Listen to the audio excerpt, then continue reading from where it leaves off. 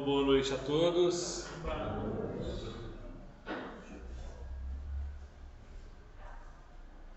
Nós estamos iniciando a nossa atividade da noite, agradecendo a cada um de vocês pela presença, os nossos irmãos internautas e acompanha-nos nas redes sociais, que possamos, em nossa noite, alcançar os objetivos que nos propomos diante do estudo do Evangelho, tirar aquilo que é mais importante para nós, para o nosso crescimento, para o nosso progresso.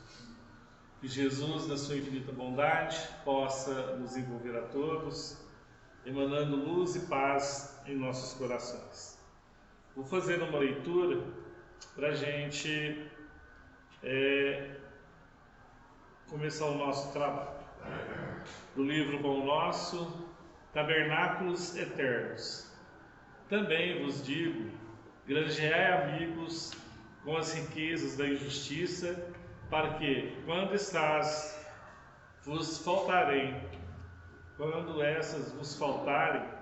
vos recebam eles nos tabernáculos eternos. É uma mensagem de Jesus que está no Evangelho de Lucas, no capítulo 16, versículo 9. Um homem despercebido das obrigações espirituais julgará encontrar nessa passagem um ladrão inteligente comprando-o a favor dos advogados penais, de modo a reintegrar-se nos títulos honrosos da convenção humana. Todavia, quando Jesus fala em amigos, refere-se a irmãos sinceros e devotados. E quando menciona a riqueza da injustiça, inclui o passado total da criatura, com todas as lições dolorosas que a cicatrizam. Assim também, quando se reporta aos tabernáculos eternos, não os localiza em passos celestiais. O Mestre situou o tabernáculo sagrado no coração do homem, mas que ninguém, o Salvador, identifica-nos e as imperfeições, evidenciando imensa piedade ante as deficiências que nos assinalam o Espírito. Proferiu as divinas palavras que nos servem de estudo. Conhecendo-nos os desvios, asseverou, em síntese, que devemos aproveitar os bens transitórios ao alcance de nossas mãos, mobilizando-os na fraternidade legítima para que, esquecendo os crimes e ódios do outro tempo, nos façamos irmãos abnegados uns dos outros. Valorizemos-nos, desse modo, a nossa permanência nos serviços da terra, da condição de encarnados e desencarnados, favorecendo por todos os recursos ao nosso dispor a própria melhoria e elevação dos nossos semelhantes, agindo na direção da luz e amando sempre, porquanto, dentro dessas normas da solidariedade sublime, poderemos contar com a dedicação de amigos fiéis que, na qualidade de discípulos mais dedicados e enobrecidos, que nos auxiliarão efetivamente, acolhendo-nos em seus corações, convertidos em tabernáculos do Senhor, ajudando-nos não só a obter novas oportunidades de reajustamento e santificação, mas também endossando perante Jesus as nossas promessas e aspirações diante da vida superior. Essa é uma mensagem do Espírito Emmanuel, através da psicografia de Francisco Cândido Xavier. Então, com essa leitura, nós estamos iniciando o nosso encontro. Hoje nós estamos recebendo aqui em nossa casa o nosso companheiro Jaime, mais conhecido como Jaiminho, né? E Jaime, ele é um grande batalhador aí dentro da causa espírita, é um companheiro que já esteve aqui em outras oportunidades, e hoje ele está aqui, a convite nosso, para falar um pouco do Evangelho. que vai falar sobre simpatias e antipatias, né? Então, que o Jaime seja bem-vindo, seja muito inspirado pela providência divina e que de nossa parte igualmente possamos estar vibrando a favor dele para que ele possa alcançar os seus objetivos. E também possamos tirar os recursos da lição como aprendizado para todos nós. Em nossa prece eu gostaria aqui de lembrar do nosso companheiro que desencarnou hoje, um grande amigo nosso lá do Luz e Amor, que é o Valentim, Eurípides Valentim Ferreira. Ele atualmente tem dirigido o Grupo Espírita Sebastiana Ferreira, que é da família dele, né, dos antepassados dele. Então, que nas nossa prece, nesse momento, nós possamos mentalizar ele, que é um grande amigo, um grande companheiro. Eu estive com ele no sábado, lá no congresso, e estava muito feliz, muito alegre. Ele é um grande batalhador aí pela causa da USE, né, tem nos ajudado muito aí nesse projeto da USE, e desencarnou hoje na manhã deste dia, né, e vai ser sepultado amanhã. O velório dele vai ser das 16 das 6 às 16, lá no velório São Vicente de Paulo. Aqueles que quiserem ir fazer uma vibração, uma prece para ele, são convidados. Então, na nossa prece, nós possamos pedir a Jesus que nos ampare, que ampare a cada um dos nossos irmãos em seus lares, vocês aqui presentes conosco, nosso irmão Jaime, para que ele possa igualmente alcançar os seus objetivos, para que nesta noite possamos todos nós juntos aprender um pouco mais dos ensinamentos que estão embasados na doutrina espírita, essa doutrina de luz a qual Jesus nos reporta, para que nós possamos nos direcionar ao conhecimento e ao crescimento espiritual. E assim, Jesus, estamos iniciando o nosso encontro da noite. Que a Tua paz possa resplandecer em todos os corações. Que o Senhor possa irradiar esse amor, essa bondade, essa justiça e essa misericórdia a cada coração presente conosco nesta noite. Possamos assim sentir as Suas mãos envolvendo-nos e nos assistindo, para que nós todos tenhamos paz. E assim seja. A palavra é toda sua, Jaime. Muito obrigado.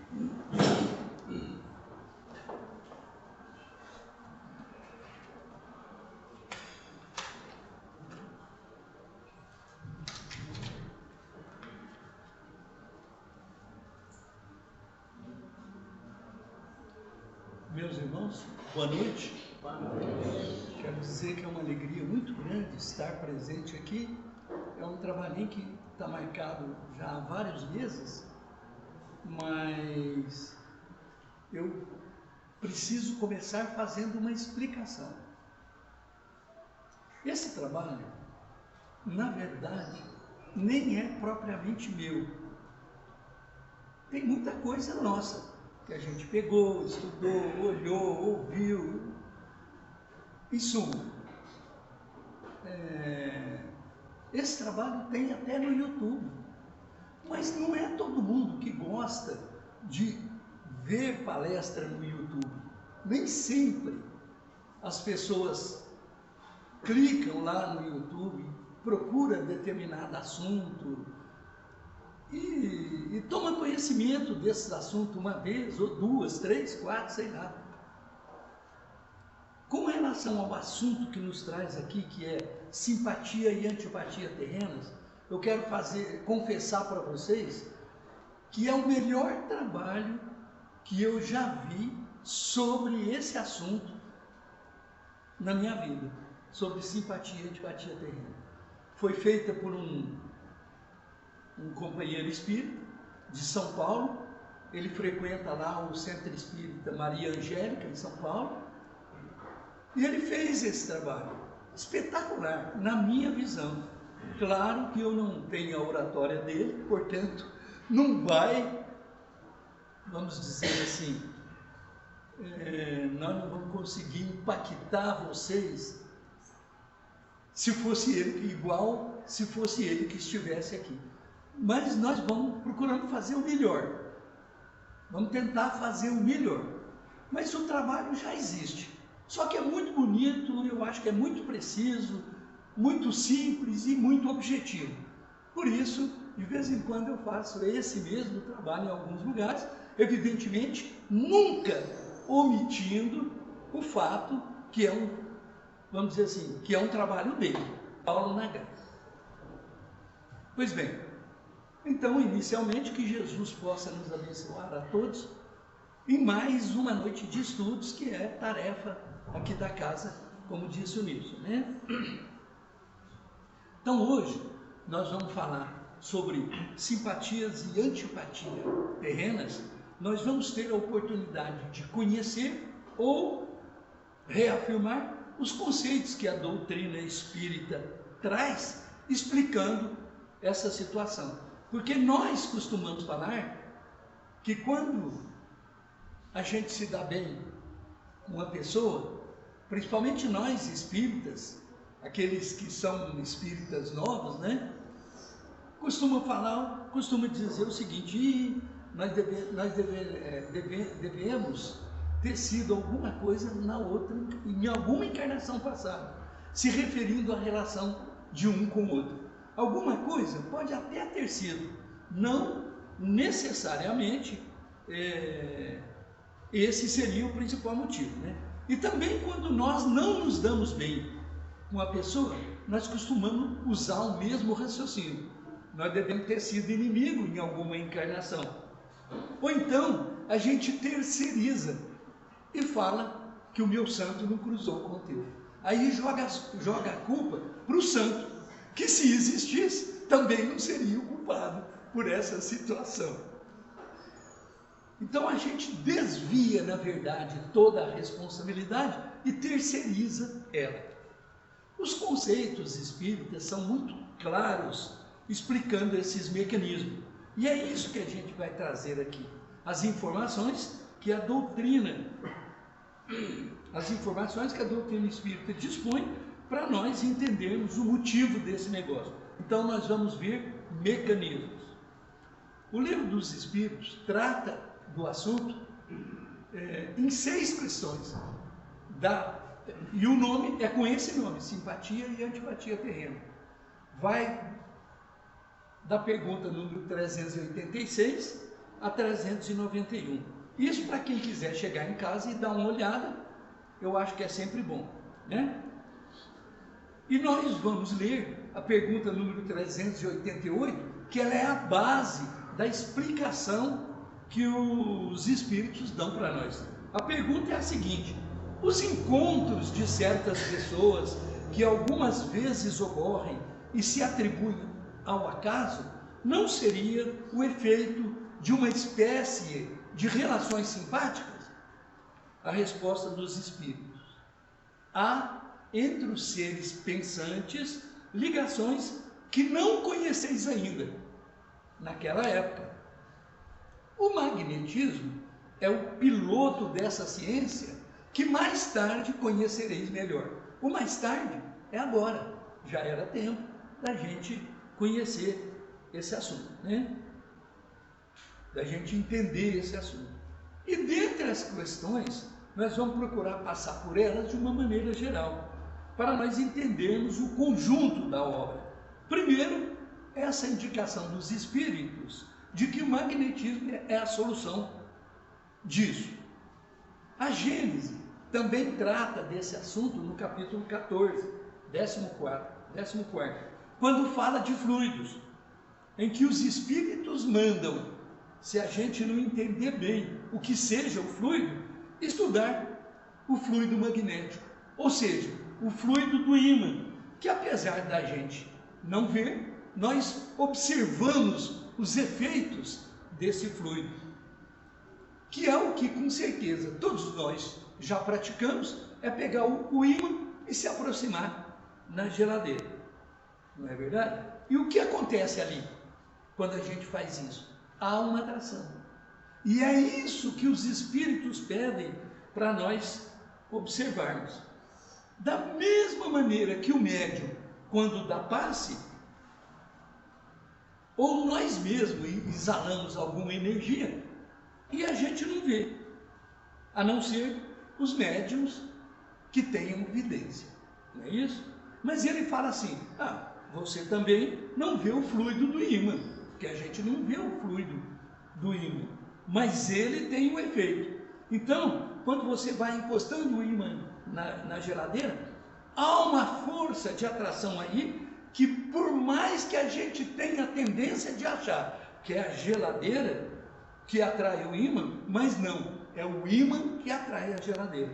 Mas como a geladeira é muito pesada, não dá para sair de lá e vir até o ímã, nós temos que largar o ímã para ir colar na geladeira.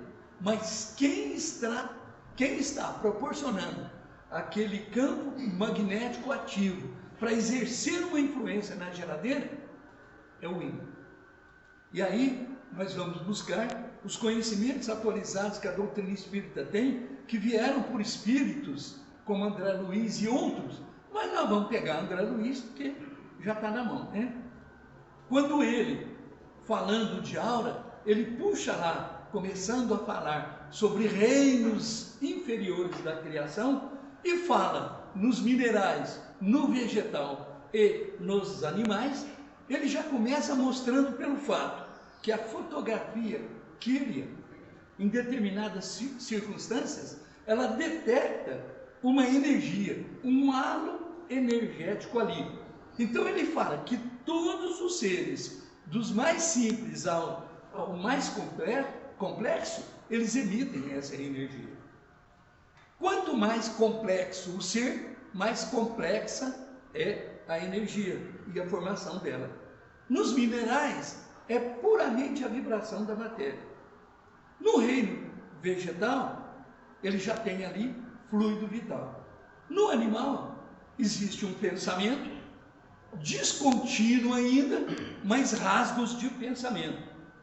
No ser humano, você já tem isso aí mais complexo, porque o pensamento que a gente emite circunda aquilo que os orientais chamam de aura, e André Luiz chama de túnica eletromagnética, essa irradiação nossa, e que o pensamento intermeia ali, interfere nessa irradiação de matéria sutil, colorindo, dando característica da nossa individualidade por conta das vibrações, dos pensamentos que a gente emite ali.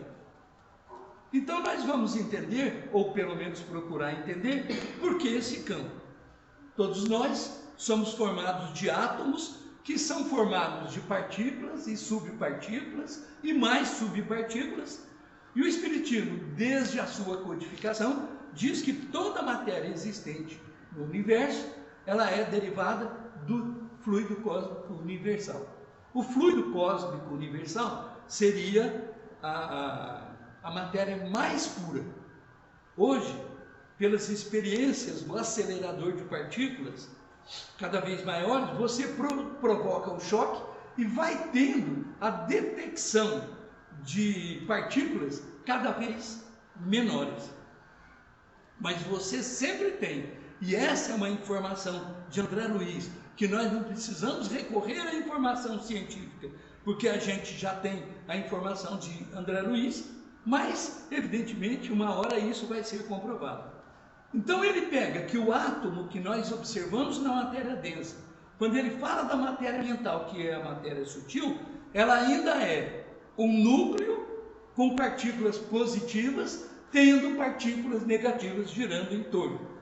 Por falta de vocabulário apropriado, ele chama esse átomo de átomo mental, e que ele seria formado, lá na sua pureza primitiva, de um próton mental, um nêutron mental e um elétron mental girando aí.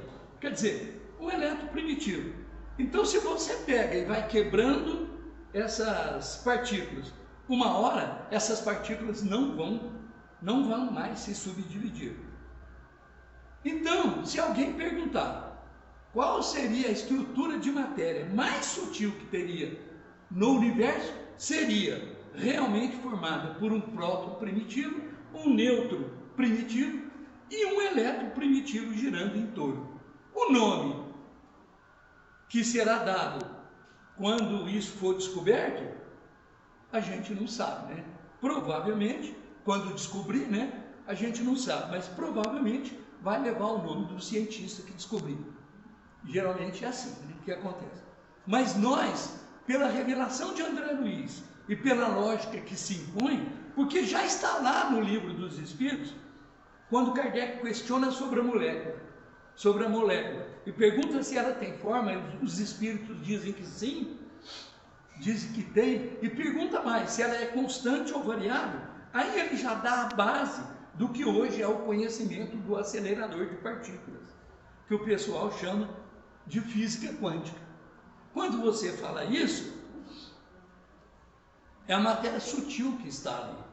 E essa quebra, esse movimento todo, a gente até vê que o calo dessa experiência, o principal dessa experiência, não é você quebrar a partícula, é você detectar, porque nós não temos aparelhos sutis o suficiente para detectar essa matéria primitiva, mais leve, vamos dizer assim, mais simples. Mas o que acontece? Quando a gente emite um pensamento, e isso também vem por conta das revelações espíritas, porque quando os espíritos falaram para Kardec que aquilo que a gente acha que é molécula, ela é a aglomeração da molécula primitiva, por isso que a informação de André Luiz complementa e reafirma essa informação que os espíritos deram para Kardec lá no início da codificação. Mas ele vai mais fundo. Isso vale para o átomo, vale para a molécula e vale também para as subpartículas. Então nós teríamos um quadro que, se nós quiséssemos tentar visualizar,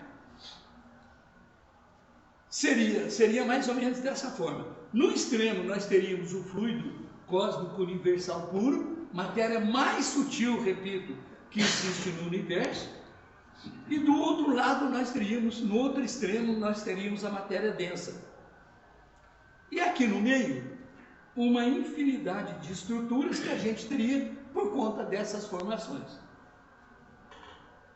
Deus, Espírito e matéria. Deus aquele conceito de trindade universal, Deus o Criador, as duas matérias-primas que ele utilizou, o princípio inteligente, princípio espiritual, que individualizado vira espírito, e o princípio material, que individualizado vira essa matéria. E a matéria é como se Deus tivesse um Lego primitivo lá, com 3 partículazinhas, uma positiva, uma neutra e outra negativa, e ele começasse a juntar essas coisas lá para formar toda a matéria que existe no universo. Quanto mais ele fosse estruturando e aglomerando essas partículas, mais densa ficaria a matéria. E o espírito? Aonde está nesse negócio? Pela lógica, estaria do lado de cá, encostado nessa matéria sutil, porque a substância do espírito, a estrutura dele, tem que ter afinidade com a estrutura material para ele poder atuar nessa matéria. Então, vem um degradê aqui no meio, que ele vai atuando nessa parte mais sutil até chegar ao corpo. E é legal isso que André Luiz, que Leon Denis, que todo mundo fala que é o poeta da doutrina espírita, ele diz assim, olha para André Luiz, a definição científica do negócio, e ele coloca assim, o espírito pensa, o perispírito transmite e o corpo faz, que é exatamente a questão da afinidade, ou seja, de ter a ligação com isso. Entendendo que a matéria funciona assim, todos nós que pensamos, influenciamos nessa matéria sutil que está em torno de nós, em torno da gente. Então vocês vão ter que fazer um exercício de idealização e pensar que nós estamos dentro, ou que eu, por exemplo, falando, que eu estou dentro, sabe aquelas bolas grandes de soprar, aquelas bexigas grandes, enormes, aqueles balões grandes de soprar, é como se, e nós estamos dentro dele, é como se nós tivéssemos um pedacinho de fluido nosso, que é a característica do que André Luiz chama de psicosfera, certo? Só que esse negócio, ele é dinâmico, porque conforme eu penso, ele pode se estender, pode se encolher, vai mudar de cor e de faixa de frequência, que é a causa da mudança da cor. As cores são diferentes por causa da frequência vibratória. Quanto mais sutil for o meu pensamento, quanto mais elevado for o pensamento, maior frequência vibratória, e eu estou vibrando nessas partículas sutis aqui, em torno de mim. Quanto mais inferior for o pensamento, essa matéria que eu vibro é a mais densa. Mais densa, mais escuro, menos luz. Mais elevada, mais sutil, a matéria está chegando para cá, e luminosidade.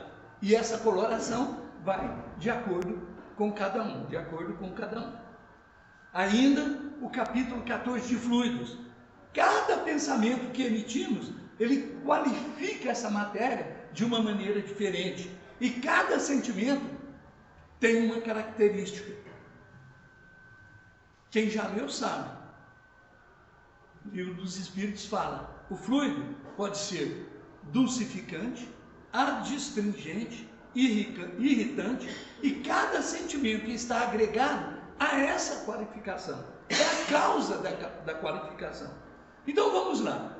No ser humano que eu tenho a vibração da matéria, todos nós temos um campo. A diferença é que, na maioria de nós, o campo é nulo, quase zero. Ou seja, quase nulo, né? Quase zero. Por quê? Aí entra a explicação do ímã, que os espíritos mandaram a gente estudar para poder entender. O ímã só é ímã e tem um campo ativo por causa dos elétrons e íons. A gente não precisa entrar em detalhes, mas eles têm umas funções lá que, ao invés deles girarem um para cada lado, eles giram no mesmo sentido. Então, por causa disso, eles criam um campo ativo. É a chamada descompensação vibratória. Quem quiser se aprofundar, André Luiz fala sobre isso. E ele fala que o médium, ele é médium porque tem descompensação vibratória. Não pensem que a palavra descompensação está querendo dizer que o médium é desequilibrado ou maluco. Muitos são, mas não são todos. E também não é por causa disso, né? Não é por causa disso, não. É por outro motivo. Mas ele está querendo dizer isso. Cria um campo ativo. E esse campo ativo exerce uma atração. Então colocamos isso aí de lado e deixa esse campo. A maioria de nós tem um campo, mas tem um campo quase nulo, mas tem um campo. Qual é a diferença do campo do ímã do campo da aura humana ou da psicosfera humana? O ímã tem o efeito Gabriela. Ele é ímã e ele tem um campo por causa da estrutura dele. Então ele nasceu assim, vai viver assim e vai morrer assim. A não ser que alguém interfira externamente, dá uma pancada no ímã, você quebra ele, vai desconjuntar o campo dele. Aquece ele numa determinada temperatura e você vai destroçar o campo dele. Mas em condições normais, ele vai ficar assim e vai morrer daquele jeito. Agora, lembra que nós falamos que o pensamento se entremeia nesse campo e que ele colore pela sua vibração, pela sua intensidade e dá uma característica individual de acordo com o que a gente pensa. Então, de acordo com o que a gente pensa, isso é muito importante. Então, o campo magnético humano, ele é dinâmico, não é estático, igual o ímã. Ele muda de acordo com a qualidade do pensamento que a gente emite. Nós somos um campo magnético ambulante. Por que a gente entra numa casa espírita ou em qualquer casa religiosa que faça um trabalho sério e você sente um bem-estar. É porque nós mergulhamos no ambiente fluídico, que é o resultado, no caso das casas religiosas, das outras também. Mas quando nós falamos das casas religiosas, nós já partimos do princípio que tem um preparo de ambiente para que as coisas aconteçam. Então tem um trabalho específico para que a mediunidade ocorra, para que o atendimento ocorra. Então a qualidade fluídica já está potencializada pelo trabalho dos espíritos desencarnados. Quando nós adentramos aquela porta lá na frente, nós passamos a fazer parte da qualidade desse ambiente que nós estamos auferindo aqui, ó. Porque nós colaboramos com o nosso pensamento individual, o nosso pedacinho de fluido vai entrar aqui e vai melhorar, ou manter, ou piorar a coisa aqui. Só que como há um trabalho espiritual, se a gente entra ali emitindo pensamentos conturbados, com características vibratórias baixas, densas, os espíritos vão começar a fazer o que a gente faz no trabalho do passe, o trabalho de dispersão. Então eles vão anular essa força limpando. É limpeza mesmo. Aí vale a qualidade do fluido adstringente.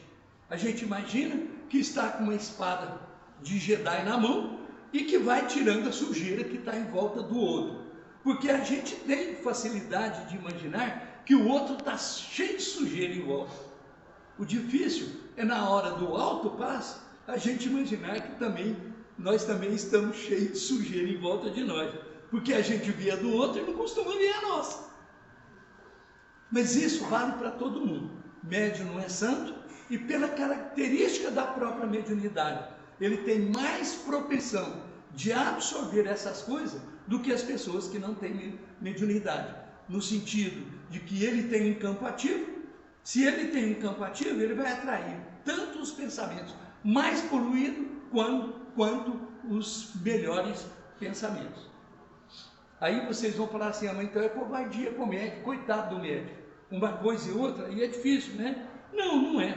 Ele tem mais potência, tem mais intensidade para assimilar. Mas o que vai fazer assimilar uma coisa ou outra é a qualidade. E qualidade é para todo mundo. Só que o médium, como ele é mais potente, ele vai atrair mais coisa boa do que o comum ou atrair mais coisa ruim do que a pessoa comum, porque o instrumento dele é mais preparado ou mais afinado para isso. Então, na rua ou em qualquer lugar que nós estejamos, nós estamos colaborando com a qualidade boa ou má do nosso pensamento no ambiente. Então, cada um de nós, e agora nós vamos imaginar cada um de nós dentro do nosso pedacinho de fluido que eu falei agora há pouco. Vocês imaginam quando eu estou passando, eu não preciso falar com ninguém, não preciso olhar para a cara de ninguém, eu não preciso fazer nada. O nosso campo magnético, ele se esbarra antes disso.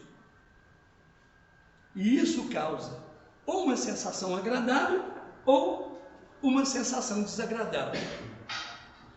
Se for agradável, lembrando que em ambos os casos a gente vai sentir isso por conta da afinidade.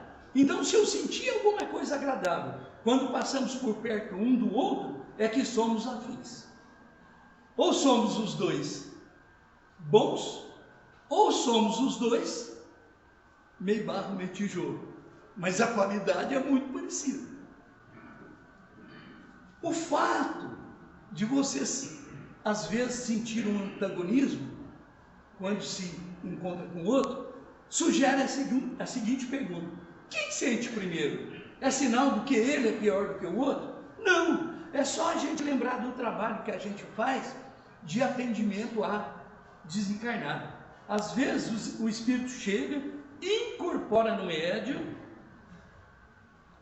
e você vê que é um espírito em sofrimento, e ele reclama quando você dá o passo. Ah, isso está me machucando, isso está me incomodando. Isso é porque ele não tem afinidade com esse fluido. Mas a gente já falou que normalmente numa casa de trabalho sério, esse fluido é bom, é mais elevado, tem uma qualidade, inclusive, melhor do que o nosso. Então ele está se sentindo mal porque ele não está acostumado com aquilo. É o cego diante da luz. Mas você, com o tempo, vai fazendo o trabalho, dispersa e vai acomodando o fluido ali e ele se acostuma com aquilo. Então não é o problema. Quando você sente o antagonismo, essa antipatia, aí depois você vai ver quem é quem nessa situação. Mas o que a gente pode afirmar é que esse antagonismo é porque não houve afinidade fluídica. Os médiuns de incorporação às vezes percebem que durante a semana, antes do trabalho de atendimento aos desencarnados, há uma aproximação espiritual. Exatamente para quê? Exatamente para ter uma acomodação fluídica, para que médium e espírito se afinizem ali, para facilitar a comunicação na hora da reunião. Exatamente para ajustar isso aí, né? Toda vez que o indivíduo tem uma relação de simpatia ou antipatia com o outro, é sinal de um conhecimento anterior. Os espíritos, sobre essa questão, falam assim, nem sempre. Por quê? Afinidade. Vocês podem não ter se conhecido como encarnados, nunca tiveram uma vivência de encarnados juntos, mas pela característica. Quando a gente se encontra num ambiente de trabalho ou num ambiente familiar, não tem sempre aquelas pessoas com as quais a gente se dá melhor? Quando falamos em termos de mecanismos, é exatamente porque os pensamentos são convergentes. As pessoas têm mais características de intenções, então aquilo ali provoca essa afinidade da mesma maneira que espíritos que pensam para o mal têm afinidade entre eles. Até que os espíritos, quando dão esse exemplo, eles costumam falar que o mau elemento, ou sujeito de má vida, ele tem fidelidade ao outro, ele tem amizade ao outro. Mas por quê? Porque os dois pensam da mesma maneira, eles têm as mesmas características e os mesmos objetivos. Isso faz com que eles fiquem mais próximos. Então, para nós, o fato de você sentir isso, a sinalização primeiro, aí temos o entendimento do mecanismo, que é a parte, vamos dizer assim, intelectual do negócio. Eu entendi porque isso acontece. Agora, eu entendi porque isso acontece. Agora, qual é a implicação disso? Aí nós temos que ir para o conhecimento moral, para a gente não fazer besteira com isso. Porque a tendência nossa é, quando a gente encontra alguém e tem esse sentimento de antipatia, a primeira coisa que a gente faz é julgar. E quando julga, a gente julga logo que quem é errado é o outro, não é nunca a gente. A gente costuma dizer assim, meu santo não cruzou com o dele. Esse cara aí não deve ser boa bisca, não. O outro pode estar pensando a mesma coisa, não é isso? Pode estar pensando a mesma coisa. O fato é que ali realmente não há afinidade. Se não há afinidade, aí nós temos que buscar. Nós temos que buscar. Qual é o objetivo da encarnação? É nós nos ajustarmos, não é? E nisso ele dá um peso muito maior quando essas coisas acontecem dentro do seio familiar. Então vocês imaginam, pais e filhos, porque tem esses casos que não se dão bem. Há sempre um, principalmente quando tem muitos filhos, há sempre um com quem a gente tem dificuldade de relacionamento. É claro, vai cair sempre naquele negócio, não, eu amo igual todo mundo. Tudo bem, a intenção pode ser essa, mas quando você parte para a prática, tem alguns com quem você tem mais afinidade do que com outros, porque isso é consequência. No caso da família, nós temos 99% de chance de afirmar que essa desavença, vamos falar assim, é por conta de relacionamentos anteriores. Por que deu aí 1% de diferença? Porque tem casos que o espírito não tem nenhum compromisso com aquele grupo familiar e vai ali de boa vontade para ajudar, mas não tem nenhum antecedente ali.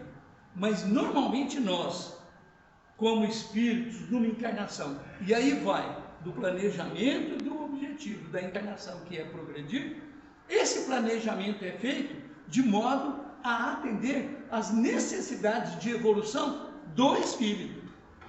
Então, todos aqueles seres com quem nós vivemos ou convivemos anteriormente, a gente teve um resultado desse convívio, não tem neutralidade. Ou você gera uma relação de simpatia, ou você gera uma relação de antipatia.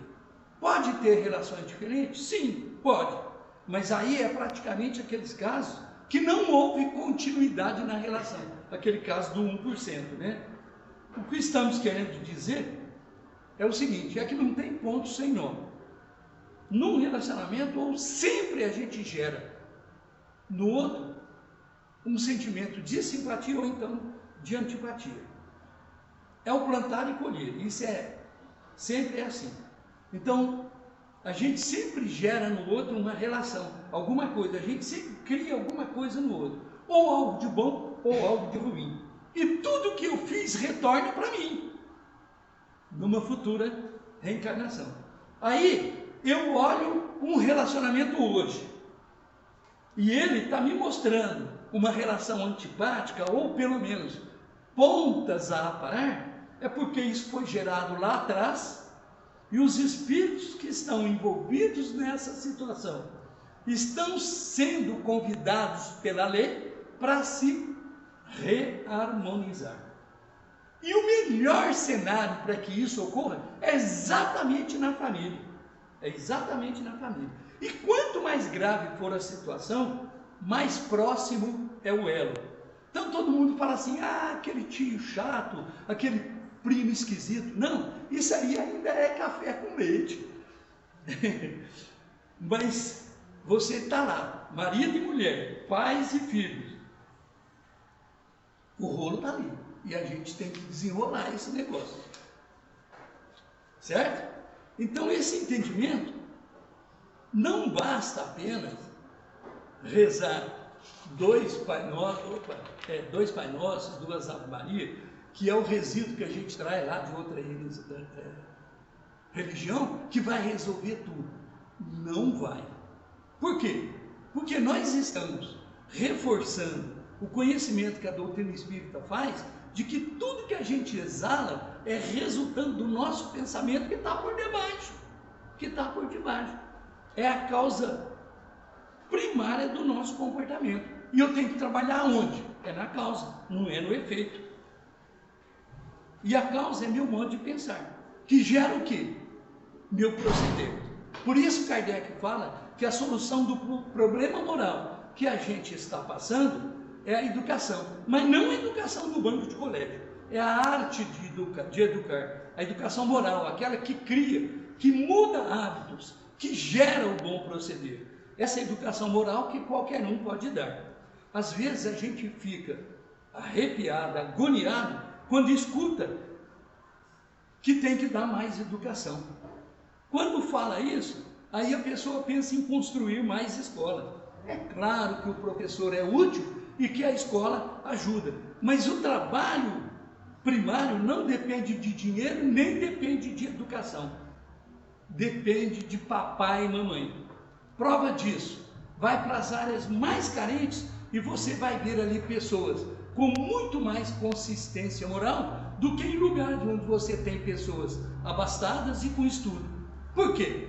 Porque isso não depende de dinheiro, não depende de educação escolar, não depende de cultura, depende de educação moral, de chegar lá e ter trabalho para educar um filho. Porque é muito fácil dar tudo e largar, ou então delargar, né? Terceirizar a responsabilidade da educação do filho. Hoje isso é muito comum, né? A gente larga por conta dos outros, cuidar do filho da gente, né? Mas eu tenho menos tempo, eu tenho que trabalhar. Tudo bem, mas ninguém está falando só de tempo. Nós estamos falando também de qualidade. Quem não tem tempo tem que substituir com qualidade. E quem tem tempo também não é só o tempo, é tempo com qualidade. Dá trabalho educar. Tem que falar não. E criança não entende, no começo, o significado da palavra não. Desde criança pequena, começa a engatinhar, ela põe a mão em alguma coisa, assim, aí nós, não! Aí ela vai e coloca outro dedo. Não! Novamente a gente fala não, né? Porque ela não entende que o não é para a mão toda. Aí ela vai uma mão de cada vez. Dá trabalho isso. Ela vai assim, um dedo de cada vez, ó.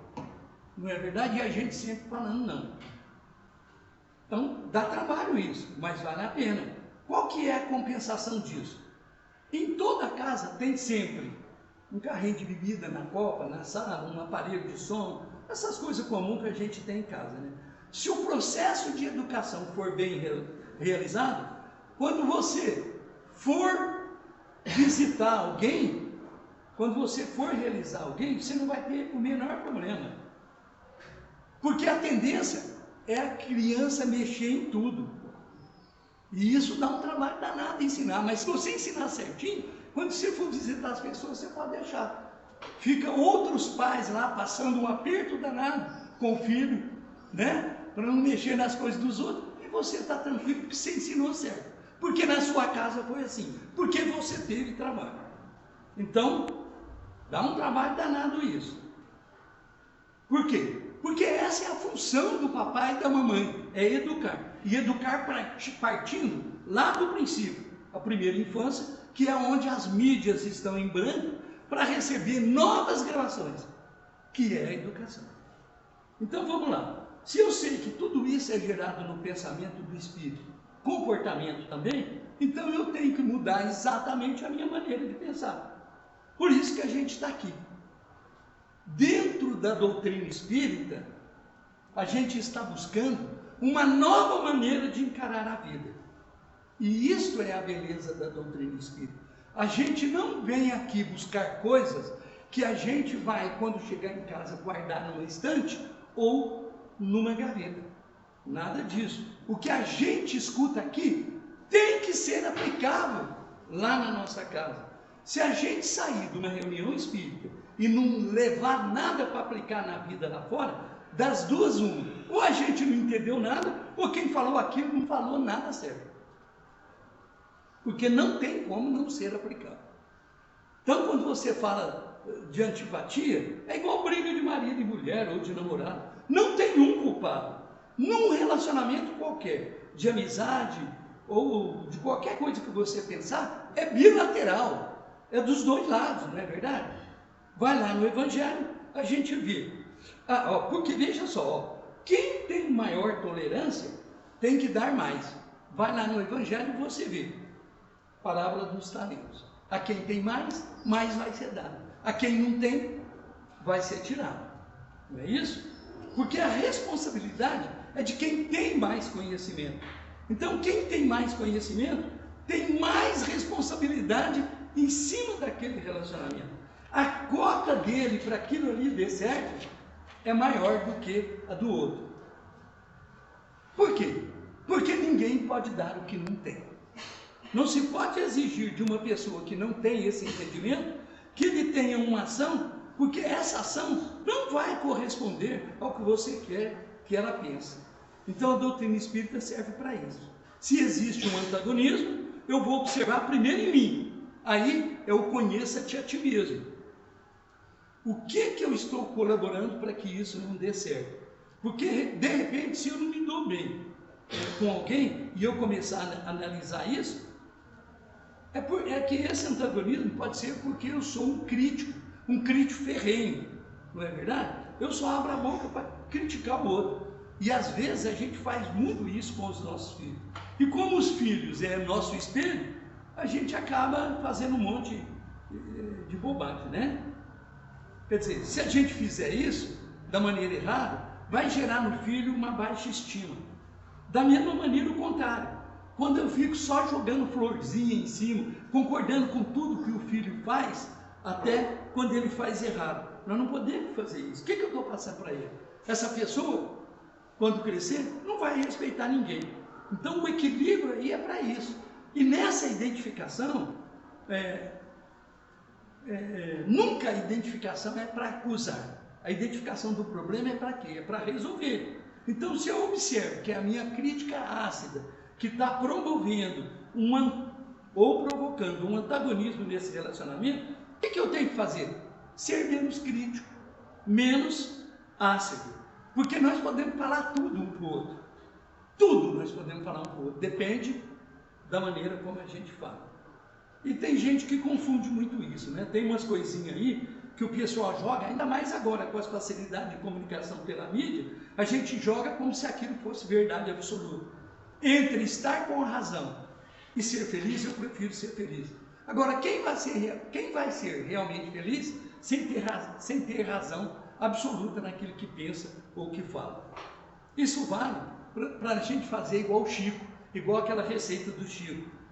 Está numa discussão, bebe a água, fica com a água, pelo menos 30 segundos na boca, para esfriar. Mas vamos dizer, partindo do princípio de que quem sabe mais, quem tem mais conhecimento da lei, quem é mais tranquilo tem que colaborar, esse baixar da bola, ou vamos dizer assim, diminuir esse ímpeto, vai ser do mais calmo e do mais tranquilo, não é verdade? Não vai ser nunca do outro que é mais agitado. Então, você fazer aquilo ali tem que ser feito de uma maneira consciente para que o outro consiga enxergar que você fez aquilo para que o negócio não ficasse pior. Se ele pensar que você fez por deboche, com ar de superioridade, aí vai ser pior. Porque a pior coisa do mundo é quando você está conversando com alguém e a pessoa fala assim, não, tá tudo bem, você está certo, vai. Mas você sabe que ela não está pensando que você está certo. Então esse negócio de prefiro ser feliz do que estar com a razão, não. Vai falar isso lá para o teu chefe, quando você fizer parte de uma equipe, vamos dizer assim, de engenharia, e está lá discutindo um projeto, e tem um teimosão que faz parte do grupo lá no fundo, que fica assim, não, mas... E você sabe que se ele fizer daquele jeito que ele está querendo, vai cair a obra. Como cai, de vez em quando, algumas aí. Não, tá legal, vai. Você está certo. Não vamos discutir. Aí quando cair, o teu chefe vem te cobrar e você fala, não, mas é porque ele estava muito intransigente. Nós deixamos porque preferimos ser mais felizes, porque a gente preferiu ser mais feliz do que estar com a razão. Vai fazer isso para você ver o que acontece. É perigoso, né? Cai a obra, pode até matar alguém, né? De vez em quando acontece isso por aí. A mesma coisa com os filhos. A gente não pode, eu vou me indispor com meus filhos, com meus filhos.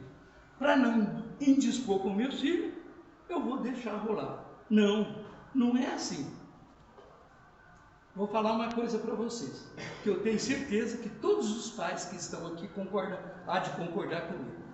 Com relação aos filhos, o primeiro papel do papai e da mamãe é o quê? É ser papai e ser mamãe, não é verdade? Amigo é segundo papel se der. Tem gente que acha que é muito bonito ser mais amigo do que pai e mãe. Não, eu não concordo com isso, nós não concordamos com isso. A gente tem que ser papai e mamãe. Amigo é segundo papel, se der. Pode escrever isso e depois me cobrar. Porque não é para ser mais amigo do que pai e mãe. Porque amigo, o que a gente fala? Amigo meu não tem defeito. Inimigo, se não tiver, eu ponho. Não é assim que a gente fala? A gente acha sempre desse jeito, né?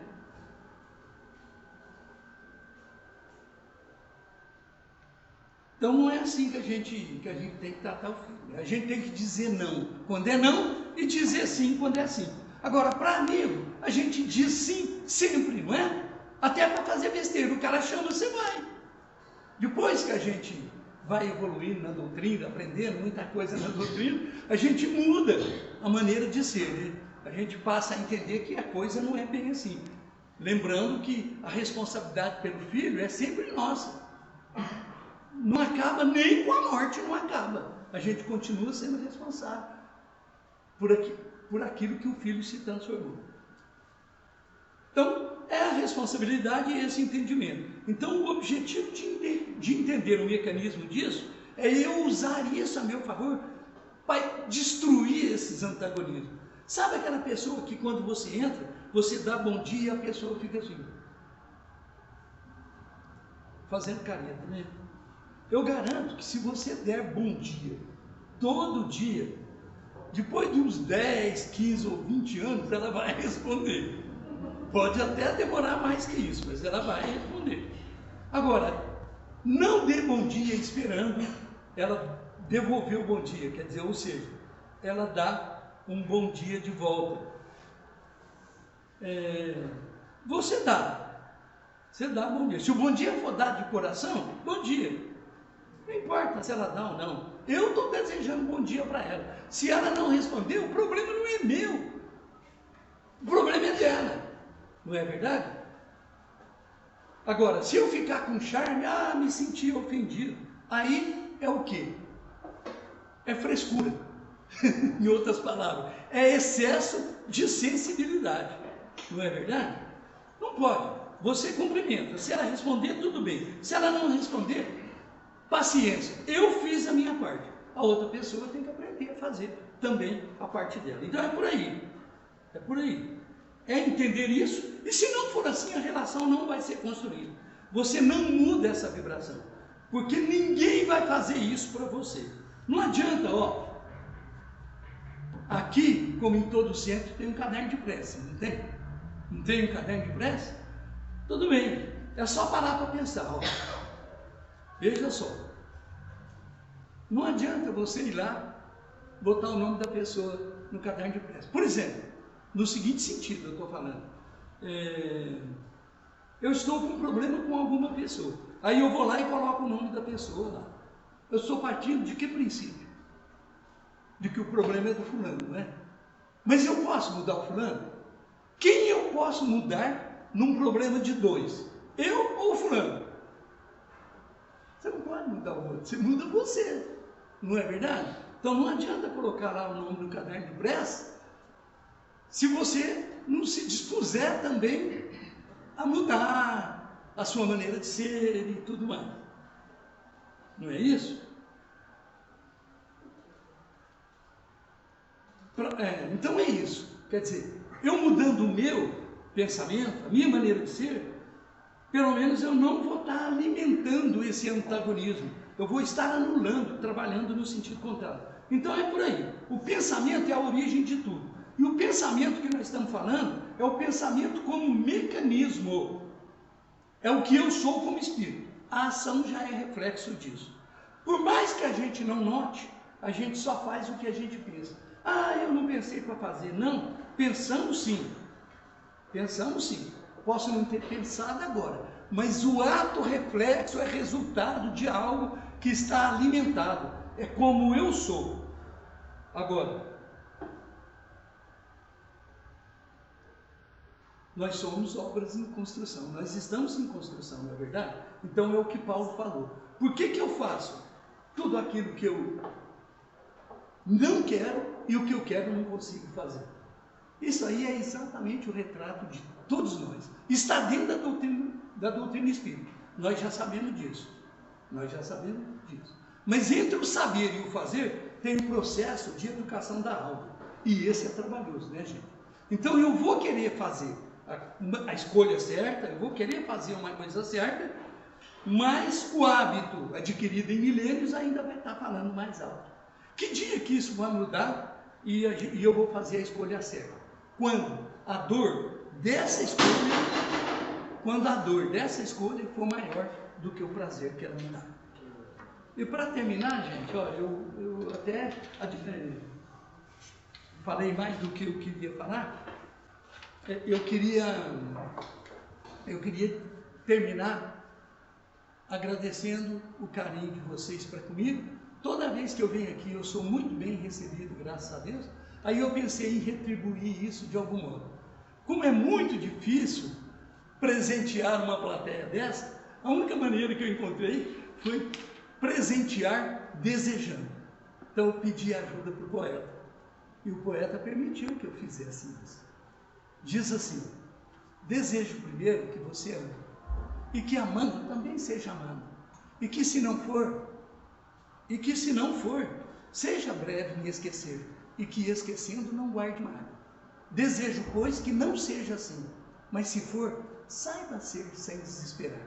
Desejo também que tenha amigos que, mesmo maus e inconsequentes, sejam corajosos e fiéis, e que pelo menos num deles você possa confiar sem duvidar.